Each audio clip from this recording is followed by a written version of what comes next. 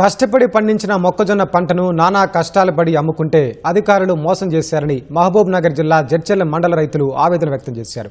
రైతులకు రావాల్సిన మొత్తం కంటే నగదు తక్కువగా అకౌంట్లో జమ చేశారని తెలిపారు. ఇదేంటని అధికారులను ప్రశ్నిస్తే పొంతనలేని సమాధానాలు చెబుతున్నారన్నారు. ప్రభుత్వం స్పందించి తమకు న్యాయం చేయాలని రైతులు వాపోతున్నారు.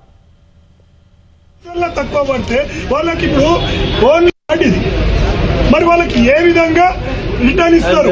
ఇప్పుడు సార్ ఒకటి మోసపోయిన మక్కల రైతులను 212 బస్తాలు 106 క్వింటాలు అమ్మినాం. 106 క్వింటాలకు 104 క్వింటాల పైసలు పడ్డాయి. ఇంకా నాకు 4,800 రూపాయలు 2 క్వింటాల పైసలు నాకు రావాలి. అధికారులు అడిగితే మాకేం తెలియదు అంటుండు. నేను 53 క్వింటాల మొక్కజొన్న అమ్మితే 51.5 క్వింటాలకి అమౌంట్ వేశారు. క్వింటాల్నర కట్ అయింది. ఇట్లా నేను ఒక్కనే కాదు, మా ఓన్లీ కొడుగల్ విలేజ్లో 5-6 లక్షల రూపాయలు కట్టింగ్ ఉంది. 159 క్వింటాల మక్కలు అమ్మినా. అందులో 159లో 3 క్వింటాల మక్కలు కట్ చేసారు. డిఏ మొన్న సింగిల్ విండో కాడ అడిగితే ఆ సార్ల నుండి మీరు చూసుకోలేదు ఆ రోజు అంటే చూసుకున్నాం. మళ్ళీ లిస్ట్ చూసి చూపిస్తే బరాబరే ఉంది లెక్క.